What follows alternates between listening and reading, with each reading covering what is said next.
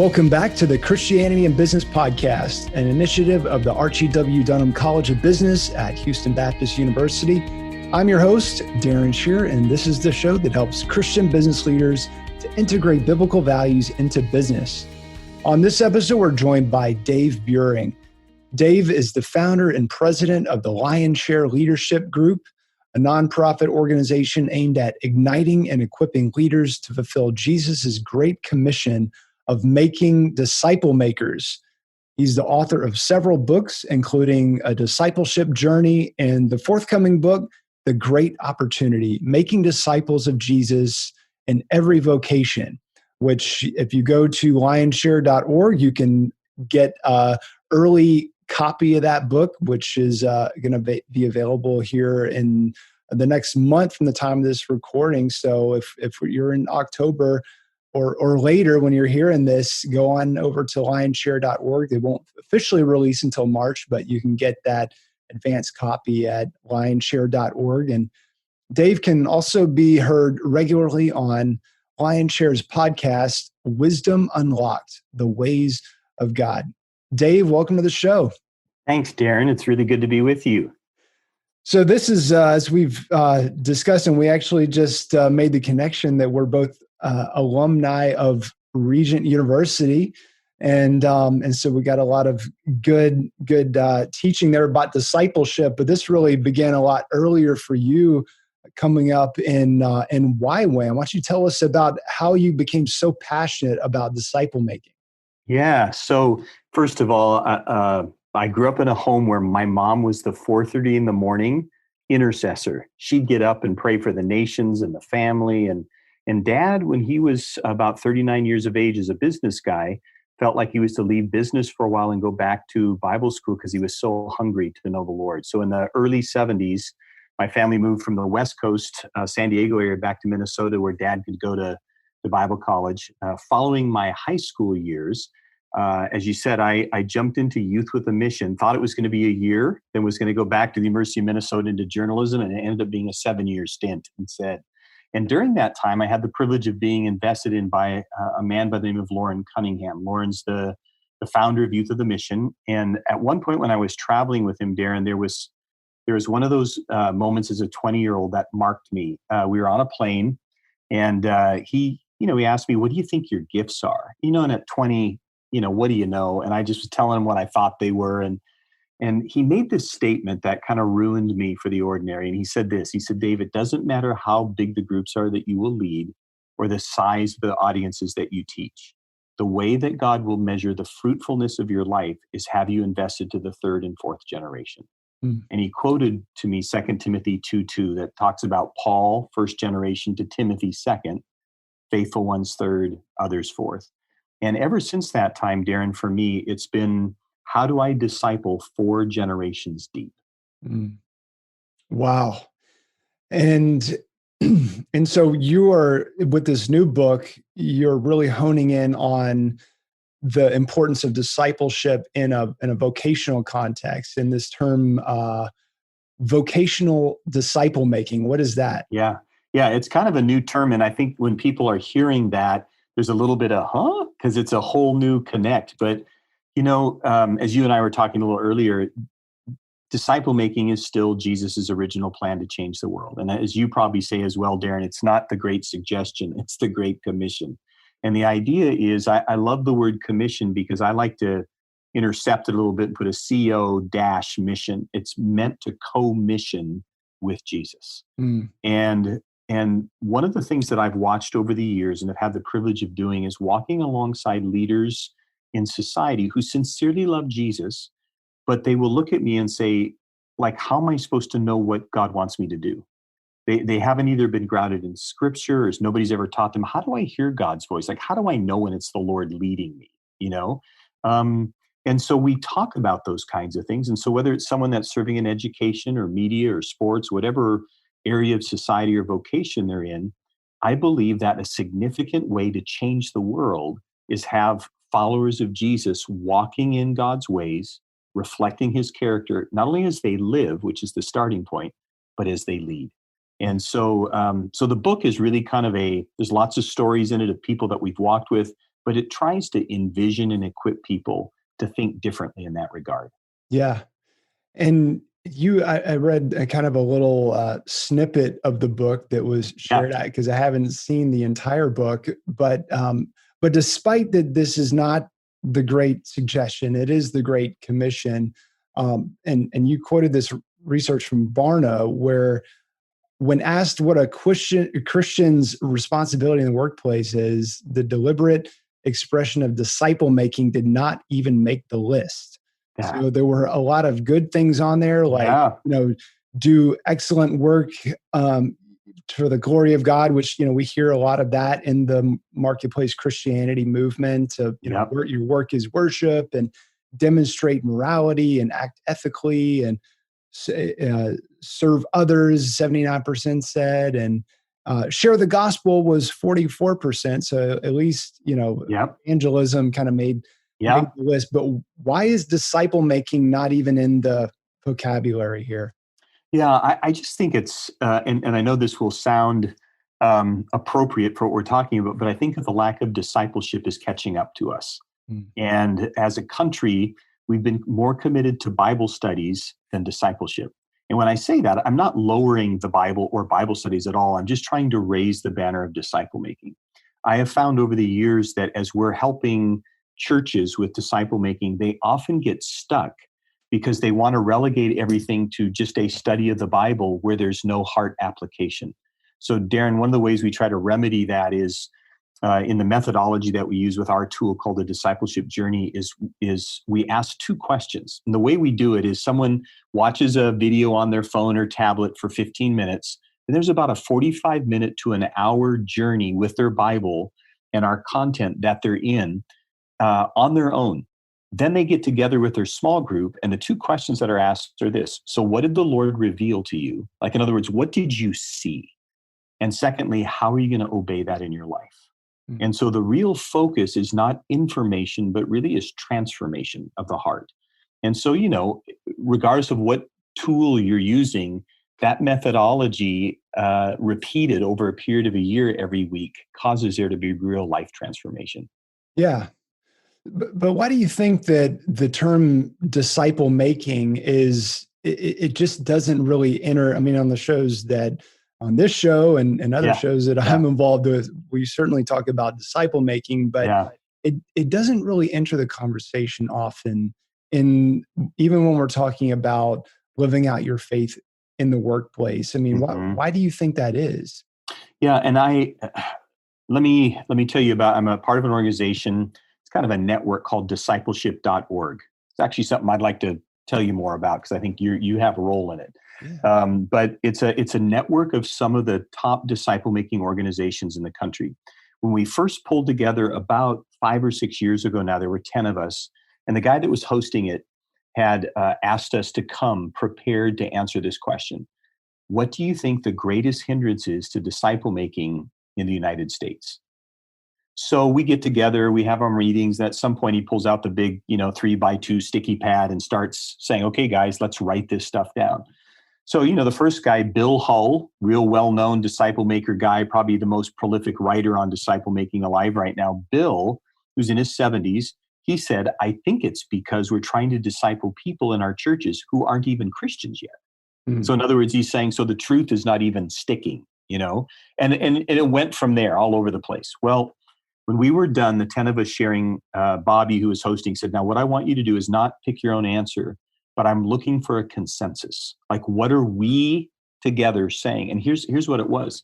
The number one hindrance to disciple making in our country is senior pastors. Mm. Not one person said that critically, and many of us in the room, including myself, have served in that role. But we know all too well that from Bible school to seminary, there is no disciple making 101 course. There Right. is no practice of it. And so, therefore, most of our dear, dear, precious, committed, sacrificial pastors, they've never been discipled. So they reduce everything to the education department. And they don't know how. So I will be talking with the senior pastor, and I can see kind of when it's coming over him that he realizes I have never, and he'll say, I've never had this, so I don't know how to do it. It's like, okay, would you let me help you? Yeah, man, I don't know how to do this stuff. And I think because of that, and again, Darren, I say that that's the reality of it, that 80 to 90% of senior pastors have never been discipled. We should never hold that against them. It's the same thing for all of us. Right. But the reality is that's part of the root of it. So it's not a part of our church life. And when you look at the book of Acts, one of the things that I see in Acts is that in the dynamic here is Jesus asks us to go make disciples, not to plant churches, not to change culture, not even to win converts. But here's the thing I've noticed. When you start with making disciples, you get tons of converts. Churches are planted and culture will be changed. I'm 61, Darren, and I've lived long enough now to hear so many people talking about we got to change culture. But if I'm really honest, I would say it's gone backwards. We haven't gained ground. And my opinion is because we haven't obeyed the last command of Jesus to make disciples, we don't have enough godly people that God can strategically place, i.e. Esther and Daniel. Yeah. And the scary and disturbing thing for me is that people are already being discipled. It's just a matter of what's discipling them, right? Yes. I mean, can you speak to that about how are people currently being discipled in the marketplace for the purposes of this? Yeah, and I think you're right. It's like oftentimes I find, Darren, that heart intentions are really right. They're really good, but there's a thinness of what's being passed on. And of course, we should walk in integrity. Of course, when it comes to the books, we need to be. But there's other pieces to this. Like, for example, and you may have seen some of this in the taster I sent you on the book, is like, I don't think we realize that our vocations are rooted in the character of God. So business, like God was the original business guy in the sense that he thinks that way. So the way business people, and I love how they think, you give a business person something and they're like a dog on a bone on it, man. They're going to ride that thing till it gets done and gets done well. And well, the Lord has those things within him. And so business is really a reflection of God's character. Yes, of course, he's the shepherd, but he's also the creator. So you have the artist. He's also the builder. You have the person who in business is in construction. You have all these different pieces. And I think when someone realizes that their calling is just as important and as valuable to the kingdom of God as a pastor, as a missionary, which we oftentimes put on pedestals and say, well, this is a higher calling. No, it's not. It's just our obedience point. And so if God's called you to business, it's just as holy as someone being called to go to the nations. Yeah. Yeah. Wow. One of the things that you had said earlier is that I'm trying to remember his last name was Hull, the author Bill Hull. Yeah. Mm-hmm. That you can't disciple people who aren't born again. Yeah. I'm wondering about that, especially as it relates to making disciples in the marketplace, because I mean, you don't always know who's right away. And so and then I'm thinking about Jesus, like at what point were Jesus's disciples born again? Yeah. And don't you wish we knew the answer to that one? Yeah. But but I don't think he waited to begin the discipleship process until they had kind of signed on the dotted line, gone down front and, like completely sold. I mean, there was it was a progressive obedience, right? Yes. And I think the way that I look at it, and here's what Bill's context was. Bill was saying, if the Spirit of God is not in them, it's hard for those truths to stick and become life transforming. Yeah. And so the dynamic that I look at is, is when someone says, is evangelism a part of discipleship? I would say, yes, it's the first step, in the sense that at some point there is the turning towards Jesus. And then with the Spirit of God residing in you, it allows the spiritual Velcro, if we could say it that way, to really allow the truths to become real. Until that point in time, I think as followers of Jesus, like in the business realm or arts, entertainment, or government, there's a splashing over of our lives that they see. And so let's say, for example, in the area of relationships, as a business person, let's say you tend your staff and your team well, and your clients and customers, people notice that. And if they're not a Christian, in a big way, they'll notice like, wow, you treat people really good. Yeah, that's the principle out of Romans 12 about, treating one another in honor above the other, Yeah. And so I think there's a lot of splashing over that happens. But I think Bill's point was you can't really move the ball down the field seriously or fully until the inner man is changed and the Spirit of God, like Velcro, lets it stick. Does that make sense? And it would certainly be, virtually impossible to truly become a disciple maker until you have the Spirit living inside you, making those truths sticky. But in terms of beginning that process of, because I think one of the things is missing from a Sunday morning service is that it's a Sunday morning service, and that's it's a maybe an hour, maybe if your church is going longer these days, you're maybe an hour and a half service. But there's not a whole lot of time to really model a lifestyle, which is really what you need. And people aren't going to say, I want to, like Paul said, imitate me as I imitate Christ. Like it's hard for a pastor to say that to, one to many, imitate me as I imitate Christ. Well, how do you actually live? I don't know. Like I hear what you say on Sunday morning, but I don't know how. But in the marketplace, that's where you can actually see that. You can actually see if this is the kind of person that you want to imitate, which is and that's why I really believe that everybody's being discipled right now. It's a matter of, are you being discipled by Jesus and one of his followers, or are you being discipled by the way of the world and the world's systems? And so there's nobody's neutral in this. Yeah, that's a great observation. And I find that to be true. And you see that a lot, particularly in our younger ones, where there is a real, like maybe more than ever, media is a huge disciple making expression. And until we can, what trumps media, what trumps some of these various things, it's relationship. And it's exactly what you're saying, Darren. It's like, when I preach and teach, and I have the privilege of doing that all over the place. And for me, I always try to build some level of relationships before I go in. Why? Because I just find when I'm teaching and there's a level of relationship there, again, it sticks because I know Dave.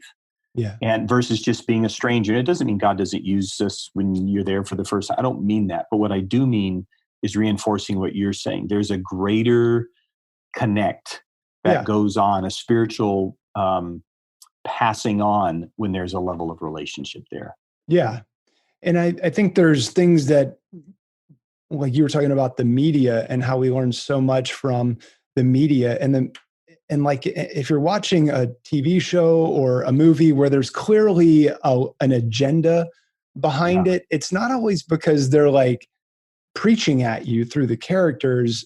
They just put a certain character in there that they might not even say anything, but they're making whether it's a lifestyle or whatever, is just normal. Like it's normal. Like hey, of course, somebody that acts like this, talks like this, that has this kind of a lifestyle is part of the show, because this is real life. Like this is normal. Like and so if you regardless of what the general the cross section of the general population is, what the cross section of demographics in this show, we're going to make this what we want it to seem normative, right? And that's how it works in the marketplace, because we observe more lifestyles. We observe how people cheat or don't cheat, or how they treat each other on a regular basis, more than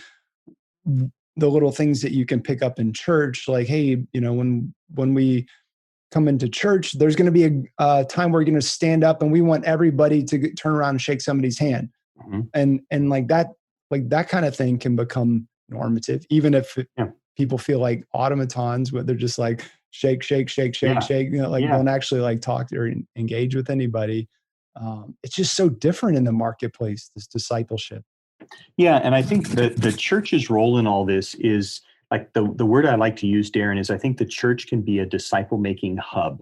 Mm, And the unique role that I think the church can play in this, it's the only place where you have followers of Jesus representing all these different vocations end up kind of showing up repeatedly. Sometimes we are at a ball game or we go to school or, whatever, but, some 40 to 50 times a year, this same group of people who are called to that particular Christian community show up. And I think if the way that I often encourage pastors to think about it is, look, when you're preaching on Sunday morning, don't just kind of do it through a preaching lens. Be deliberate of how that adds layers to the discipleship that you're creating in your communities within your church. And when pastors catch that, I've had one pastor say to me, this has become fun again because they're actually seeing lives transformed. It's not just about getting up and preaching. The preaching is one method of helping to make disciples. yeah. It's not the whole show. It's not the whole enchilada. It's a means to an end, and rather than an end in itself. Yeah, totally agree. So if for somebody that's listening right now and they've heard this term discipleship maybe come up a couple of times at their church, or they've just heard it through the grapevine or whatever, like, but they're wondering, how do I actually be a disciple maker in my workplace? Yeah. How do you counsel that person? Yeah, that's a great question. Thank you for asking that. I have a friend of mine one time, Darren, that said this. He asked me this question, and this is a question I often have people start with because it gets them to think. Is in whose ears are your words big? Mm, So let me say it again. In whose ears are your words big? And I have found over the years that, we all wish there was, our words were big in certain people's ears sometimes, but they're just not. But there are people in our lives. And so if you're a business owner, oftentimes your words are going to be very big in the ears of those that you're, working with and living with in that way. And let's say you're an employee. In whose ears are your words big that you work with? And here's what I mean by that. When you say something, they listen. yeah. When you say something, they do it. When they do it, they see the fruit of it and they come back to you for more. When that's happening, you need to pause and recognize the Lord's giving me favor in this person's life.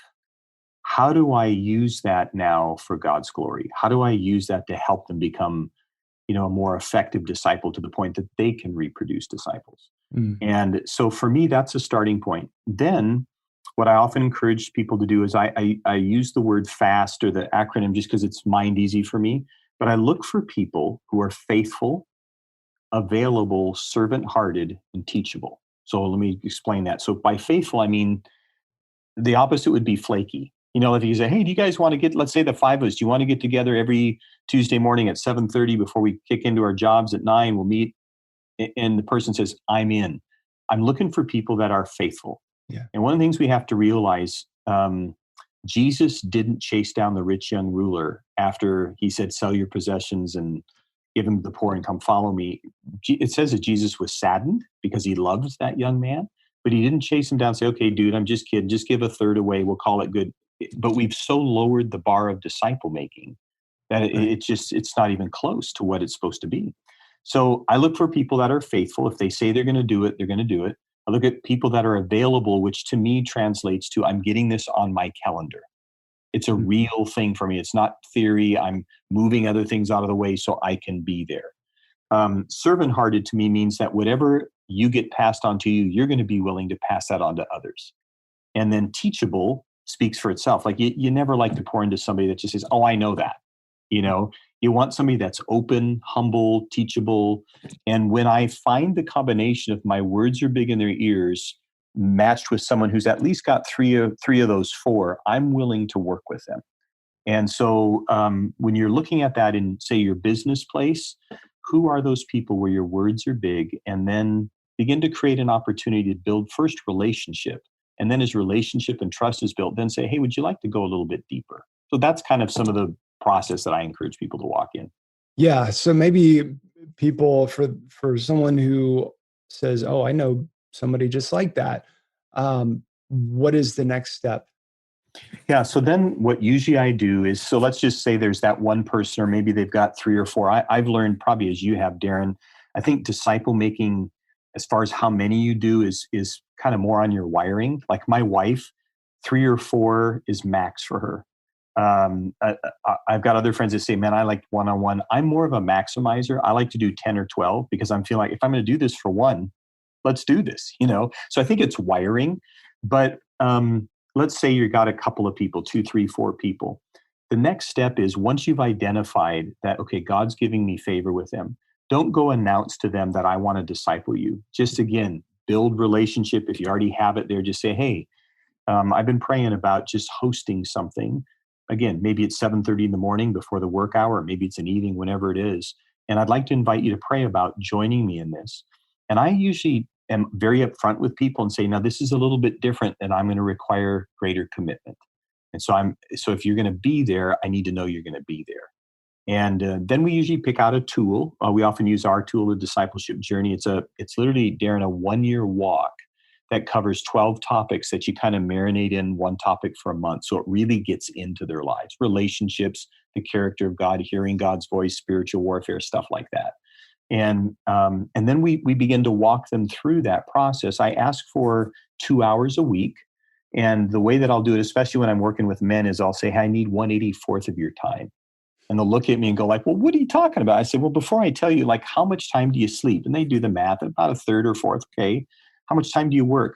Maybe a fifth or so. Okay. How about watching TV? I don't want to tell you, and we kid about it. I said, I just need 1/84th. So then they finally say, well, what are you asking for? So I'm asking for an hour on your own that you're going to take your Bible and use our tool to go deeper. And then a second hour in the week, I'm just going to ask you to gather with 3 or 4 or 5, however many, and we're going to gather together for an hour, and we're going to talk about how this stuff actually applies to our families, our relationship, our business, all the facets of our lives, so that a year from now, there's genuine transformation. Yeah. And do you have maybe a testimonial of somebody that went through this process, and when they went back into their workplace specifically, things were just different? Yes. So let me tell you the story of, I don't know if you're familiar with this name or not. She's a Grammy award-winning artist. Her name is Mandisa. Yeah, And Mandisa, I've been course. her pastor for about, 15 years now. So walked with her through American Idol. And she's come out the back end of that, where we've poured into her, discipled her. And now she has, in her workplace, which is arts entertainment, she's got a group that she calls her sisters, which is young 20-somethings, mid 20-something emerging artists that most people are not familiar with yet, that she's pouring into them the very same thing. So one day, I hadn't met them yet. I said, when am I going to get to meet my granddaughters in the Lord? And so recognizing, the daughter relationship there, the granddaughter relationship there. And so it works. It doesn't mean it's easy. And you know that, Darren, it's not easy. There's a lot of obstacles. And I think the enemy of our soul knows that this is so much what Jesus did, that he does everything he can to keep us from doing it. Yeah. And we get our fingers involved in so many other things. But until we get back to this, like looking at our country where it is right now, we don't have leaders that have been discipled around God's character, meaning they look more like him, Mhm. along his ways of how he actually does things. And so to watch young artists now, because in the artist world, whenever you can be promoted, and marketed, it's just, they jump into everything and anything. And instead, what we'll teach them is, look, this platform you have is not a stage. The world has a stage because it's all about me. Mm. If you're a follower of Jesus, it's a platform that God has given you to display himself through your music and through your life. Mm. And so now that she's discipling other artists to think that way, as I've discipled her to think that way. And so you see that transform. So whether it's in business or done that in government or in media, the ramifications of a life well lived before the Lord, influencing others, lets that effect happen. Yeah. Well, she certainly has lived it out, and that's exciting to hear that you were kind of behind the scenes in her journey, and thank God for people like yourself that are willing to go behind the scenes, that aren't the ones that are necessarily out in front on the platform per se, but that are advising and discipling Mm. these influencers, and that's, as Lauren Cunningham said to you long ago, that Mm. that's really what's going to impact the third and fourth Mm. generation. Yeah.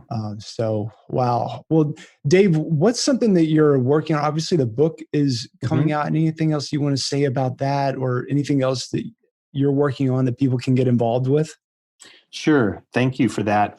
Yeah, the great opportunity. We're excited about that. I think it's a unique time right now in history in our country and in the world where we need to go back and look at how do we actually raise up godly leaders to serve in society. And I think that hits it's a good tone where people are right now. One of the other things that's a kind of a project that we've been chipping away at for several years and probably won't be ready for another year or so is we're working actually on something that's a discipleship tool for children. And so for kids 6 to 12 years age to help them. And so we've taken our discipleship journey. When people use it, they shorten it to ADJ, the initials. So we've created two characters, AD and J. And the two of them interact as a brother and sister, like adopted children, in animation. And so a child can watch this 2 to 3 minute animation, and there's a tool that, whether it's a parent or it's their Sunday school teacher, can actually get them build on Bible stories they've had, but actually flesh this stuff out in their life. So that's kind of a project we chip away on.